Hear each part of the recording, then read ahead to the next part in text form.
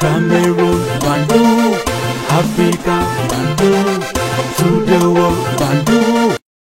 Je suis l'homme le plus noir de la terre.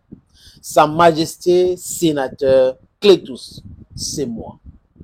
Les amis, et si nous analysons les sujets géopolitiques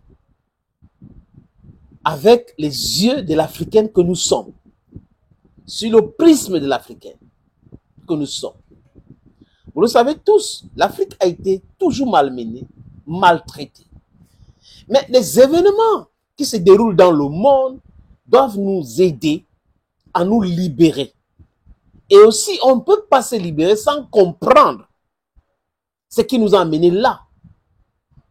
Pourquoi on reste manipulé, instrumentalisé? L'Afrique, c'est un grand continent.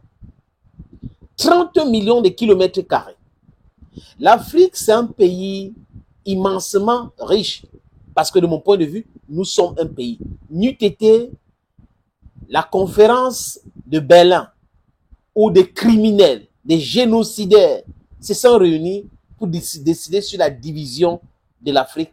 Nous devons rester un seul pays. Mansa, Moussa et tout ça là. Vous pouvez citer tous les grands royaumes, les grands rois de l'Afrique que vous connaissez, les amis. C'est notre histoire. Les amis, ce continent a tellement de talents. We have fine brains. I mean, like real intellectuals. I'm not talking about these counterfeit intellectuals. I'm talking about real intellectuals. Les intellectuels africains qui pensent libération de l'Afrique, qui pensent que l'Afrique doit s'auto-gérer et l'Afrique ne doit pas recevoir des ordres de Paris. L'Afrique ne doit pas recevoir des ordres de Londres, de Berlin, de New York, de Washington, de Tokyo, de Moscou, nulle part. Nous sommes capables de gérer notre continent et gérer nos micro-États. Nous voulons l'unité de l'Afrique. La fédération de l'Afrique, l'unité africaine, c'est ce que Kwame Nkrumah a pensé. C'est ce que Patrice Emery Lumumba a pensé. C'est ce que Oumniobe a pensé. Félix Roland Momié, NS Wanji a pensé. C'est ce que Kwame Nkrumah, je disais tout à l'heure. Thomas Sankara. Voyez un peu les amis. Laurent Gbagbo. C'est ce qu'ils ont pensé. Mais vous et moi, on a cette responsabilité aujourd'hui de lutter pour cela. Et c'est possible. It is possible in our lifetime.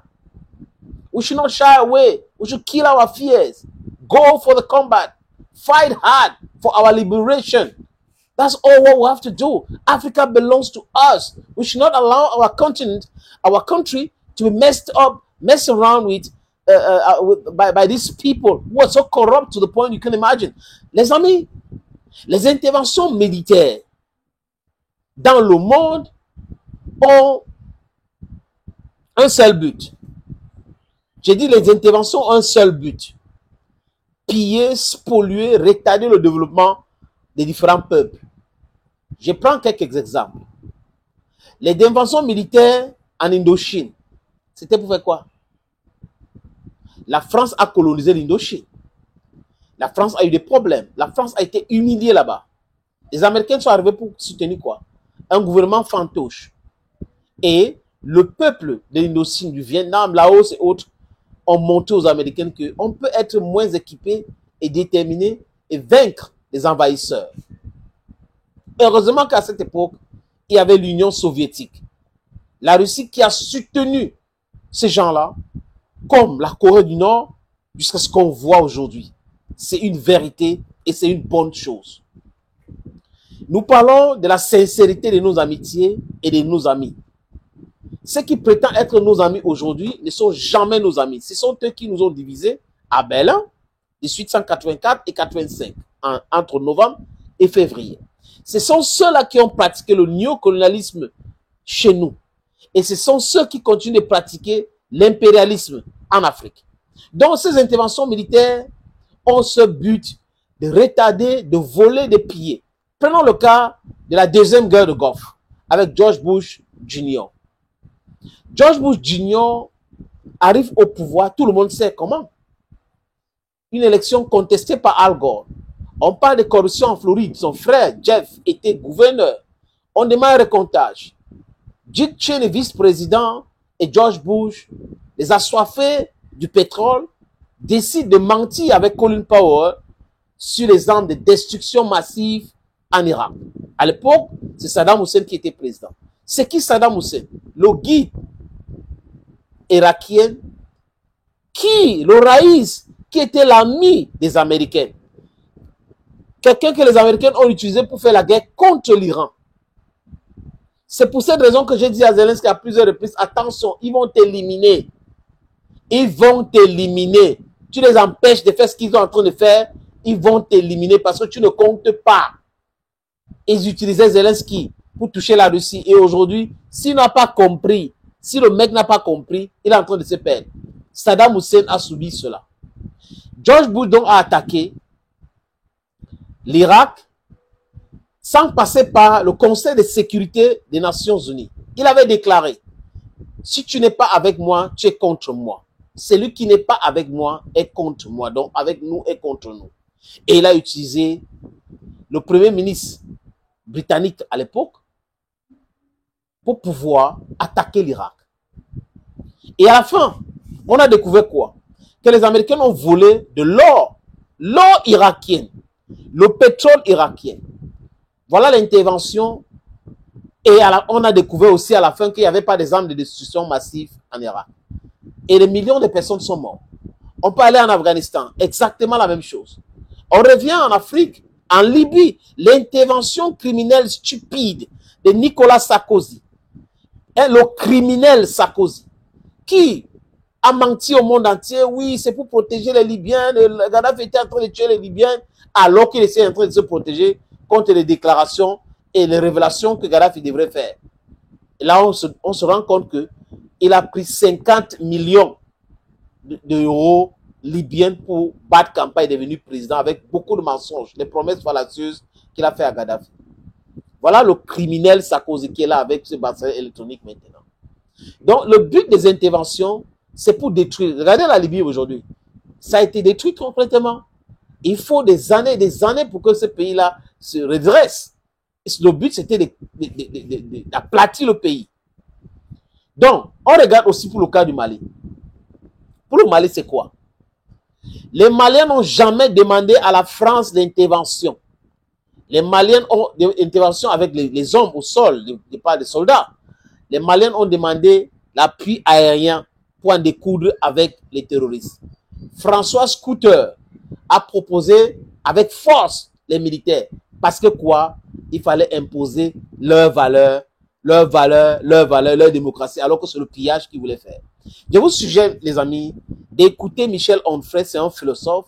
Il dit des choses simplement et correctement concernant les différentes interventions militaires des Occidentaux dans le monde. Let's listen. On voit bien qu'on n'intervient pas pour les droits de l'homme, mais qu'on intervient pour piller les pays. On intervient parce qu'on veut conserver des ports. On intervient parce qu'on veut avoir des débouchés. On intervient parce qu'on veut gérer le sous-sol de tel ou tel pays. Alors évidemment, on ne va pas dire, tiens, on s'en va au Mali parce qu'on a envie de piller leur sous-sol. Évidemment, on ne dit pas ça. On dit, oh là là, il y a un grand risque de terrorisme. Les Maliens vont venir poser des bombes dans le métro de Paris. Regardez comment, médiatiquement, on a fabriqué cette guerre du Golfe.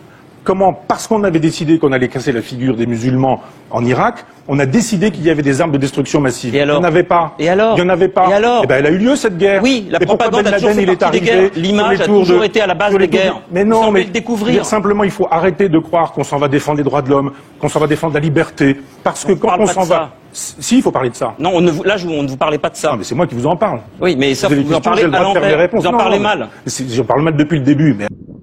Il est interrompu. Payan, à dessein. On voit des gens qui adorent l'interventionniste, qui s'en foutent parce que c'est le peuple noir, c'est le peuple arabe, c'est le peuple musulman qui souffre. Regardez Gaza. Personne ne dit un mot. C'est normal. Netanyahu est en train d'aplatir Gaza. En Afrique, on peut bombarder, on attaque quand c'est les Arabes ou les Africains. Business as usual. Les amis, je sais que certains vont me dire que même les Arabes sont méchants vis-à-vis des Africains. Mais ce n'est pas ça le sujet. On parle de l'attitude des Occidentaux ici. Il faut dissocier le sujet. Quand on va parler de l'attitude des Arabes vis-à-vis des Africains, nous allons entrer dans ce sujet. Mais actuellement, dans les histoires d'intervention, on voit que les Occidentaux interviennent pour aplatir des pays, pour détruire des gens, pour voler à la limite. Je vous suggère de l'écouter encore. Acceptez que je réponde quand même à cette question, parce que vous avez dit la seule chose intelligente qu'on ait pu entendre sur ce sujet-là, à savoir, il faut penser en termes de géostratégie, de sous-sol, de géographie, de néocolonialisme. Ça continue. On tabasse les musulmans sur la planète depuis la guerre du Golfe, depuis l'Afghanistan, jusqu'au Mali. On les tabasse en permanence. Et on voudrait, après ça, Michel que les Onfray, musulmans il se soient tabasse tout gentils seul, hein. avec nous. Je veux dire simplement, un exemple on mène concret, une politique islamophobe sur la totalité de la planète. Moi, je dis simplement qu'il n'y avait pas de menace terroriste tant qu'on n'a pas créé la menace terroriste en menaçant ces pays, puis en les bombardant alors qu'ils ne nous avaient rien fait. On ne peut pas être le gendarme du monde, on ne peut pas, avec l'arrogance. Je crois que c'est maintenant clair pour certaines personnes. Le travail que nous faisons ici, c'est pour l'enseignement, dans l'éducation, le renseignement, c'est très important, et changer les mentalités. Parce que if you don't know your history, you will not know where you're coming from. If you don't know your history, you will not know where you're going to. Thank you, friends, for always being there, for always listening, for always watching, for always sharing, for always commenting, for always liking. It's a great pleasure. Thank you again, and bye-bye. Cameroon, Bandung, Africa, Bandung, to the world,